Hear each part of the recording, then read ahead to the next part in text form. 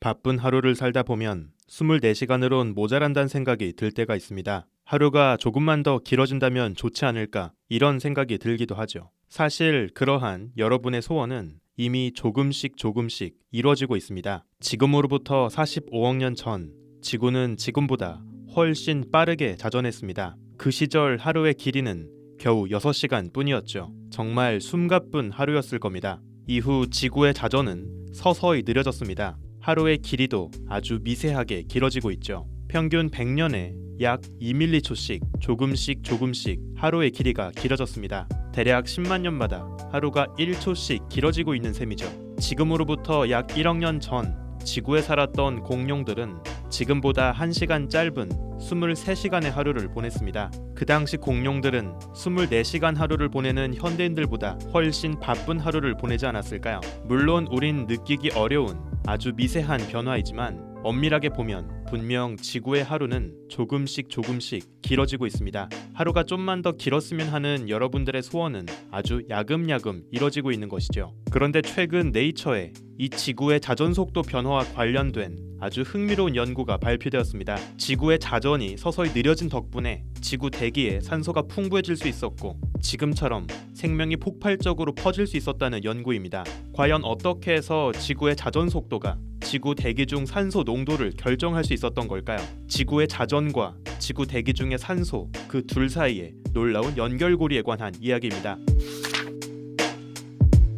현재 지구 대기권의 약 20%는 산소로 채워져 있습니다. 지구에 사는 동물 대부분은 바로 이 산소로 숨을 쉬고 살아가죠. 하지만 원래부터 지구에 산소가 이렇게 많았던 건 아닙니다. 지금으로부터 약 30억 년 전까지만 해도 지구 대기엔 산소가 거의 없었죠. 그런데 약 24억 년 전 갑자기 지구 대기 중 산소 농도가 폭발적으로 증가하는 시기가 있었습니다. 이를 산소 대폭발 사건이라고 합니다. 그리고 오랫동안 산소 농도가 일정 수준을 유지하다가 약 5억 년 전 한 번 더 급격하게 산소 농도가 높아지는 시기를 경험했죠. 이때를 신원생대 산소 폭발 사건이라고 합니다. 지질학적인 증거를 통해 추정한 지구의 역대 산소 농도 변화를 보면 바로 이 두 번의 시기에 걸쳐서 오늘날의 수준으로 산소가 풍성해졌죠. 덕분에 숨을 쉴 수 있게 된 지구 생명체들도 폭발적으로 증가했습니다. 지구 대기에 산소가 채워질 수 있었던 건 바로 시아노박테리아 덕분인데요. 이들은 엽록소를 품고 있는 세균으로 광합성을 통해서 햇빛을 먹고 산소를 뱉어내죠. 그런데 스트로마톨라이트와 같은 화석 증거를 보면 시아노박테리아는 첫 번째 산소 폭발 사건이 있었던 24억 년 전보다 훨씬 이른 약 35억 년 전부터 이미 지구에 존재하고 있었습니다. 그렇다면 왜 시아노박테리아가 지구에 등장하자마자 지구 대기 중 산소 농도가 곧바로 증가하지 못했던 걸까요? 놀랍게도 과학자들은 전혀 예상치 못한 곳에서 그 힌트를 발견합니다. 이들은 지구의 역대 산소 농도 변화와 정확히 일치하는 패턴을 보이는 또 다른 변화를 발견했습니다. 바로 지구의 자전 속도가 서서히 느려지면서 변화한 지구의 역대 하루의 길이 변화 패턴이죠.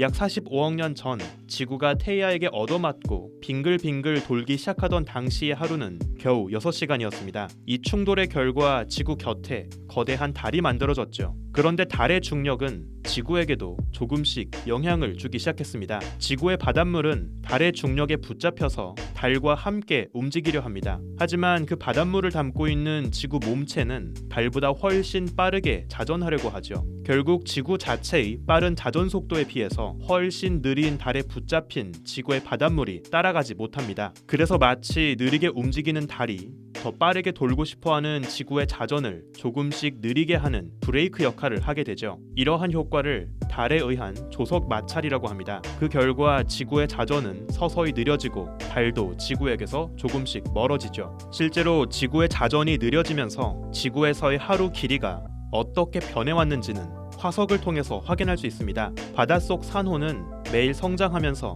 하루에 한 줄씩 성장선을 남기는데요. 일종의 나이테라고 볼 수 있죠. 특히 계절에 따라서 성장 속도가 다르기 때문에 성장선 사이 간격이 짧아졌다 길어졌다 하는 변화를 통해서 1년 단위의 길이를 파악할 수 있습니다. 그런데 고생대 산호의 화석을 보면 그 성장선의 개수가 확연하게 다른데요. 약 4억 년 전 산호는 1년 동안 400개 정도의 성장선을 남겼습니다. 하지만 그보다 1억 년이 지난 3억 년 전에 살았던 산호는 10개가 줄은 390개의 성장선을 보여주죠. 4억 년 전엔 1년이 약 400일이었지만 3억 년 전엔 1년이 약 390일로 줄었다는 뜻입니다. 지구가 태양 주변을 한 바퀴 도는데 걸리는 1년의 길이는 큰 변화가 없었죠. 즉 1년의 일수가 줄었다는 건 하루의 길이가 조금씩 더 길어졌다는 것을 의미합니다. 이러한 화석 증거를 통해서 역대 지구에서의 하루 길이 변화를 보면 40억 년 전 6시간에 불과했던 하루가 24억 년 전이 되면서 21시간까지 길어졌습니다. 특히나 지구와 달이 지금보다 훨씬 가까웠던 과거에는 달에 의한 조석 마찰의 효과도 더 강했죠. 그리고 약 20억 년간 지구와 달이 안정적인 궤도를 잠시 유지했고 하루의 길이 변화도 사그라들었습니다. 하지만 약 5억 년 전 다시 한번 달의 궤도가 요동치면서 강력한 조석 마찰로 인해서 하루의 길이가 길어지기 시작했습니다. 그리고 오늘날까지 그 변화가 이어지면서 하루가 24시간까지 길어졌죠. 놀랍게도 하루의 길이가 가장 뚜렷하게 길어졌던 시기 24억 년 전과 5억 년 전은 지구 대기 중 산소 농도가 폭발적으로 증가했던 두 번의 주요 시기와 딱 들어맞습니다. 과연 이것은 우연일까요? 그 답을 찾기 위해서 연구진은 미국과 캐나다 국경 5대 호 중 하나인 휴런 호수로 향했습니다. 이 호수에는 약 25m 깊이의 고립된 해저 웅덩이 미들 아일랜드 싱크홀이 있습니다. 이곳은 다른 곳과 고립되어 있어서 산소 농도가 아주 적고 황이 풍부하죠. 수십억 년 전 산소가 훨씬 적었던 고대 지구의 환경을 고스란히 품고 있는 타임캡슐 양식장이라고 볼 수 있습니다. 이 싱크홀의 바닥에선 두 가지 종류의 박테리아가 서로 치열한 자리쟁탈전을 벌이고 있는데요. 하나는 보라색의 시아노박테리아로 광합성을 통해 산소를 뱉어냅니다. 초기 지구에 살던 시아노박테리아와 똑같죠. 그리고 이들과 경쟁하는 놈들은 하얀색의 황산화 박테리아입니다. 이들은 광합성이 아닌 황을 먹으며 살아가죠. 해가 저물고 어두워지면 황산화 박테리아들이 싱크홀 바닥 위를 덮습니다.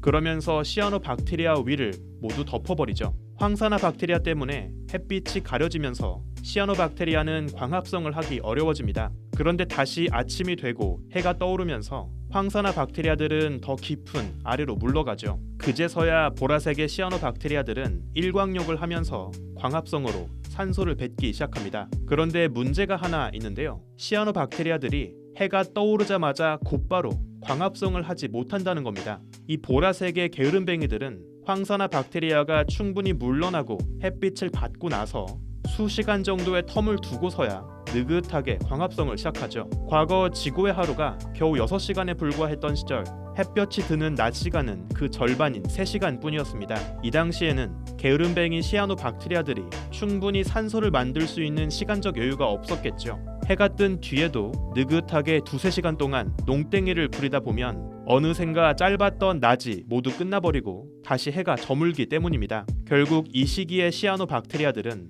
산소 공장으로서 제 역할을 하지 못했을 겁니다. 기껏 잠깐 동안 만들어 놓았던 산소 대부분도 다시 어두운 밤 사이 박테리아 자신의 호흡을 하는데 다 써버렸습니다. 결국 이 당시에는 지구의 산소 농도가 증가할 수 없었겠죠. 이후 달에 의해서 지구의 자전이 서서히 느려지고 하루가 점점 길어지면서 느긋한 시아노박테리아가 산소를 만들 수 있는 낮 시간도 함께 길어졌죠. 실제로 연구진은 실험실에서 직접 빛을 비춰주는 1조 시간을 바꿔가면서 이 박테리아가 만드는 산소의 농도 변화를 비교했습니다. 그 결과 하루의 길이를 24억 년 전처럼 21시간 정도로 했을 때부터 박테리아가 배출하는 총 산소 농도의 변화가 효과적으로 높아지는 것을 확인했죠.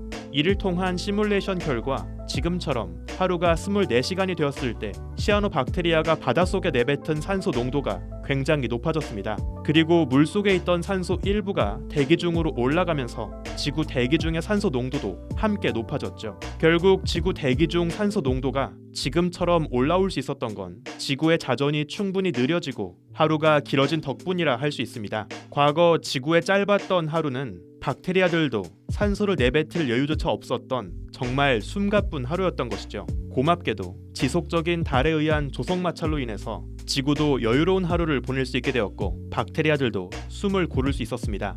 지금 이 영상을 보고 계신 여러분의 콧구멍 속으로 들어가고 있는 산소 분자 대부분은 지금으로부터 24억 년 전 그리고 5억 년 전 두 번에 걸쳐 길어진 지구의 하루를 만끽하며 시아노박테리아가 내쉰 여유로운 한숨의 흔적입니다. 우주먼지의 현자타임즈 오늘은 여기서 마칩니다.